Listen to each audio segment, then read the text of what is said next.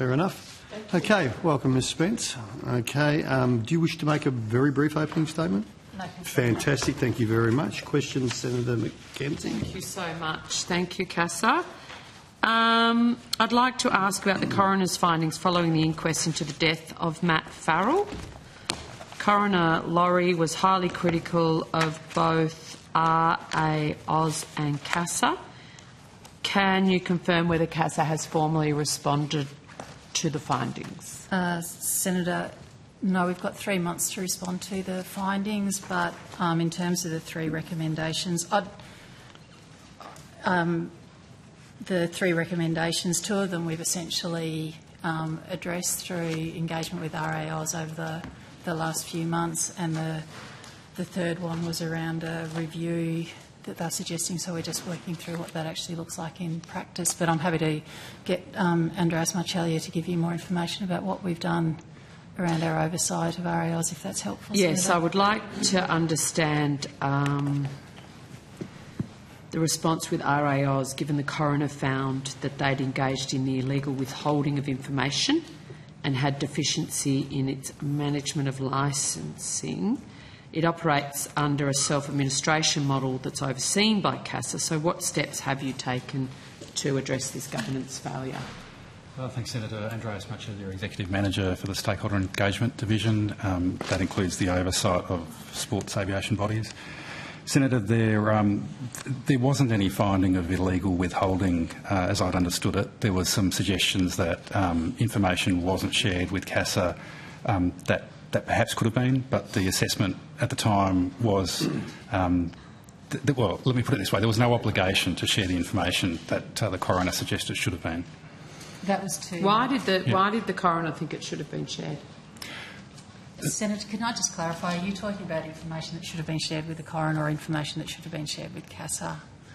Because I think I'm just suggesting that the coroner found that they withheld information that they should have actually released and had deficiencies in their management of the licensing situation. So I want to understand what CASA's done with RAOs in responding to those governance failure, and have you conducted any internal reviews or audits to determine whether your oversight of RAOs is adequate?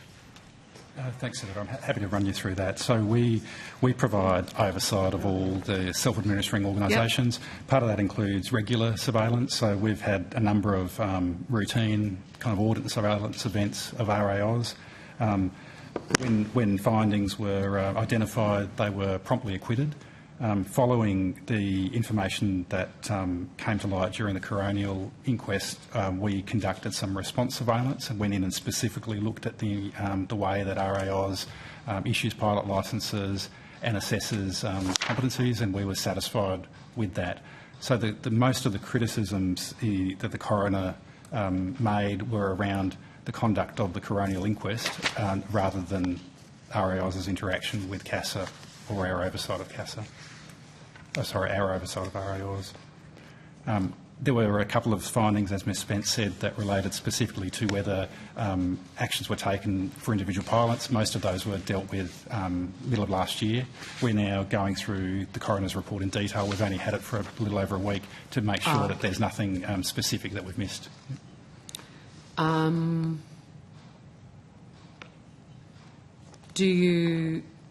you going to do a more formal review of self-administration arrangements?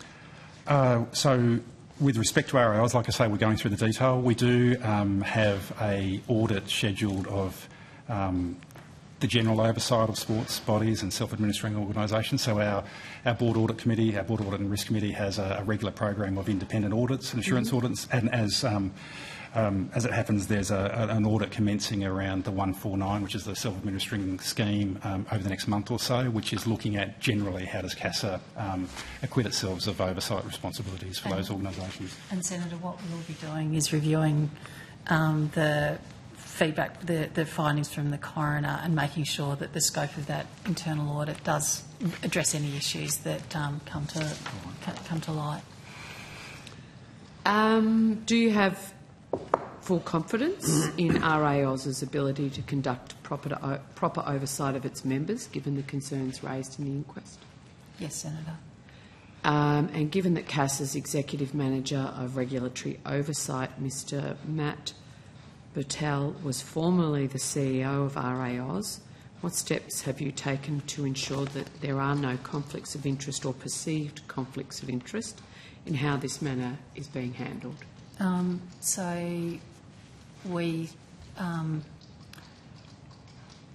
do I start? So in relation to Mr Butel, we did give, well, I gave a lot of consideration to the information that had been provided as the coronial was progressing, and as whether it was actually appropriate for him to stay in his role. I'm extremely conscious of the fact that nothing has actually been proven. There have been allegations, and there'll now be a process which has been referred to the Victorian DPP in order to ensure that, and I wouldn't describe it as a conflict of interest, I'd describe it more in making sure that the regulatory decisions that CASA makes are above question. So while we're waiting for the Victorian DPP to review the issues or refer to the Victorian Police to review the issues, Mr Butel doesn't take any regulatory decisions. They are either managed at the appropriate delegation level within the organisation, or if someone more senior needs to make them, then I'm making them. And Mr Butel is responsible just for the financial and staffing matters around the management of the Regulatory Oversight Division. So what conversations have or discussions... Oh, sorry, Senator, can I just add? Yep. And he has nothing to do with the work that CASA does in terms of the oversight of RAOs. Okay, good. Yep. What discussions have you had with RAOs regarding potential reforms following the coroner's findings? As Mr Marcelli said, we've only just received the coroner's report, and while we had some visibility of issues that might be raised, we are working our way through that. And so there's been no discussions with RAOs? Not in terms of reforms, no, but we have been working with them just to make sure that we could have the necessary level of assurance that they're doing the job that they're required to do under the And so can you commit to this committee that CASA will conduct an independent review of the oversight of RAOs? Yes, Senator, that's what Mr Marcelli referred to. Yeah, because that was a standard review. Yeah. No, that is actually done by someone independent of CASA. We have but something we're going to do. It was going to begin next month. But as I said, that will be independent of CASA staff. It's actually done by an independent auditor. Appreciate that. But will you specifically go to this issue in what seems like a regular review process for yourself? Yes, Senator, that's what I was saying. We will look at what the coroner has said and see if the scope that we'd already discussed for that audit needs to be amended to address any of the issues that have come through the coroner's report. Thank you. Thanks, Chair. Okay. Some questions. Sure. Senator Cadman. Look, I just have some questions about applications for an air operator's certificate. I've just been contacted by someone where it seems to have taken a long time. Do you have KPIs or targets for how long it should take to assess an application for an AOC? Senator, it's a great question. It's something that we've been working on a lot over the last 18 months or so. We've now got it for our Client Services Centre for approvals for individuals, and we're hoping to publish hopefully by the end of this week, if not early next week, the first sort of round of our service level standards and how we're tracking against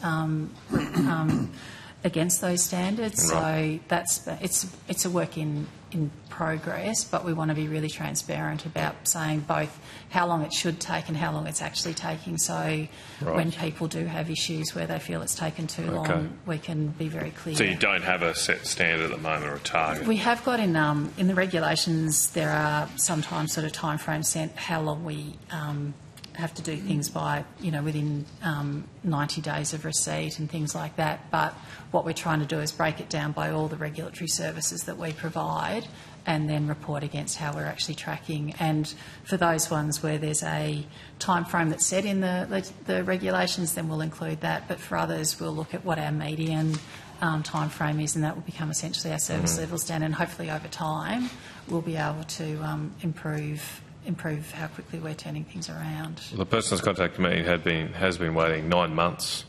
Now, to be fair, there was some apparent discussion, I think about 6 months ago, about presumably the conditions or some such of the approval.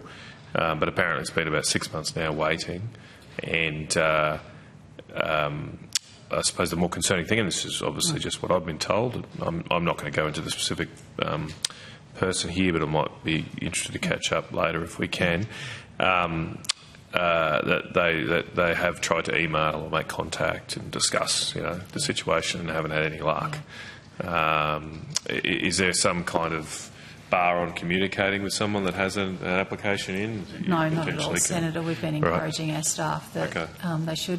The other thing that we do have within our system is the Industry Complaints Commissioner, and everyone should feel that they operate at arm's length, report to the board and operate at arm's length to management, so that would be another option.